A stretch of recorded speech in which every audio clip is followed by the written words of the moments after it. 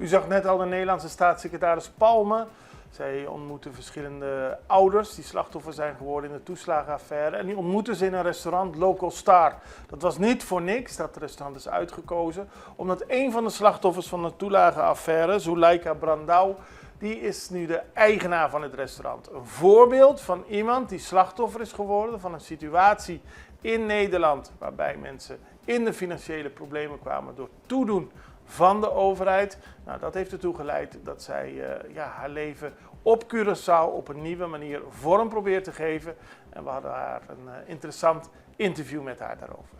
Zuleika Brandau, we zitten hier voor het mooie Local Star. Mooi restaurant. Dankjewel. Voorheen bekend als Golden Star, maar nu is het een nieuw restaurant. En het is jouw restaurant. En dat is een bijzonder verhaal, want de staatssecretaris voor toelagen is hier nu, mevrouw Palme. En die komt kijken hoe het gaat met de mensen die slachtoffer zijn geweest van de toelagenaffaire. Jij was slachtoffer in Nederland. Hoe lang is dat geleden? Inmiddels 20 jaar geleden. 20 jaar geleden. Ja. En voor de mensen die het niet weten, daar werd op een stelselmatige manier werden mensen onterecht beboet eigenlijk. Dat is het verhaal. In mijn geval werd ik niet beboet, maar ik kreeg geen toeslag voor mijn kinderen die op de opvang zaten toen de tijd. Dus, en toen had ik besloten van, ik kan de situatie niet aan. Had ik besloten om een grote stap te nemen om terug te keren naar Curaçao. Ja. Grotendeels van mijn familie die zitten hier namelijk. En ik dacht van, ik ga liever op de grond liggen in Curaçao dan in Nederland. Ja. Maar is er hulp geweest vanuit Nederland na die bekend worden van de toeslagenaffaire? Nee, was geen hulp. Ik moet eerlijk aangeven, ik volgde de hele situatie niet. Mijn dochter, ik heb 2 kinderen, die zitten nu bij de terugkeer in Nederland voor verdere studie. Mijn dochter die had mij aangemeld. Mijn dochter die had me aangemeld en toen kreeg ik een brief, toen kreeg ik een telefoontje, achtertelefoontje om mijn verhaal te doen. En op die manier. En op Curaçao heb ik nu begeleiding via OTB. Moet ik zeggen van heb ik hele goede steun. Ze hebben heel veel geduld met mij. Want ik kan echt, het is niet makkelijk om zo'n start te maken natuurlijk. De coach lacht, hè? Ik hoor er op de achtergrond lachen. Nee, ja, het is niet niks. Nee. Het is mijn eerste ervaring met het opzetten van... En hoe kies je ervoor om een restaurant te beginnen? Vanuit mijn familie zijn we echt iemand van... met alle aangelegenheden is er een maaltijd of een bongweeën, comida op tafel, heel belangrijk. Het kan zijn met begrafenis, het kan zijn met feesten. Er is altijd wat te eten. Goed zo. Dus eten, goede maaltijd speelt voor ons een heel belangrijke rol. Mijn moeder is een hele goede kok. Mijn vader ook, die is helaas overleden, 1,5 jaar geleden.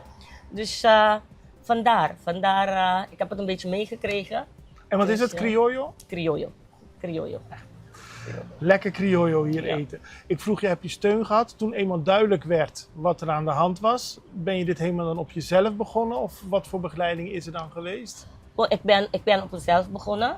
En toen kreeg ik vanuit Nederland te horen dat ik mezelf kon aanmelden bij OTB. Ik weet niet zeker of ik de eerste stap had genomen of dat het vanuit OTB ze contact met mij hadden genomen. In ieder geval, en van daaruit is de begeleiding gestart vanuit OTB. Goed zo. En wat houdt dat in, die begeleiding? De begeleiding, we gingen vaak in gesprek. Ze kijken op verschillende leefgebieden waar is er behoefte aan om ondersteuning te krijgen. En ik had ervoor gekozen, ik wil geen persoonlijke ondersteuning. Ik ben al begonnen met een restaurant en dit wil ik voortzetten. Dit wordt mijn toekomst en hierin wil ik steun. Ja. En die heb je gekregen? Ja, we zijn bezig. We zijn momenteel bezig. We zijn lang nog niet klaar. Het is een proces. Maar we zijn bezig. We zijn op de goede weg. Dit is een voorbeeld van... Je bent in een hele lastige positie terechtgekomen. Je bent daardoor eigenlijk gedwongen terug naar Curaçao gegaan. Wat misschien achteraf... Nou, het was niet de bedoeling.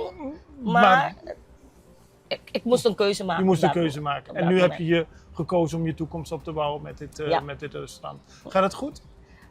Zoals ik al zei, we zijn 1 jaar bezig. ik ben al lang nog niet klaar. Aan de binnenkant hebben we aardig opgeknapt, want het was een oude restaurant van de jaren 1972. Traditioneel zeggen ze Ja, dan, hè? ja, dus ik heb het mijn eigen wending aangegeven. Helemaal verbouwd aan de binnenkant. En ik denk dat ik ben helemaal ervan overtuigd met hele goede marketing dat we het gaat halen, dat het succesvol gaat worden. En hoe kijk je terug op die periode met die toeslagenaffaire? Weet je, als ik naar die periode terug moet kijken, dan werd ik echt droevig van. Maar ja, ik ben iemand, ik ga niet bij de pakje neerliggen. Ik heb mijn eigen innerlijke motivatie en ik moet zeggen, want ik ben de rolmodel van mijn kinderen natuurlijk. En die doen het hartstikke goed. En de ondersteuning van mijn familie die was heel belangrijk in deze periode. En tot nu toe ook. En wat eet de staatssecretaris in je restaurant? Zometeen. Mhm. Volgens mij had hij gekozen voor Pincho di Galinha. Oh, lekker. Maar hoe vind je dat de staatssecretaris nu op bezoek komt? Goed, want dan toon je ook belangstelling om te weten van hoe het voelt en hoe het zit bij de gedupeerden. Zeker, want men kan van alles zeggen, maar het is en het blijft een persoonlijke ervaring en het heeft zijn ellende met zich meegebracht. Tuurlijk. Nou, ik ben blij om in ieder geval te zien dat los van die ellende er toch nog een goed einde is gekomen. Ja. Zoals ik al zei, ik probeer niet alleen voor mezelf, maar ook voor mijn kinderen en ook voor mijn naasten positief te zijn en verder gaan. Succes. Dankjewel.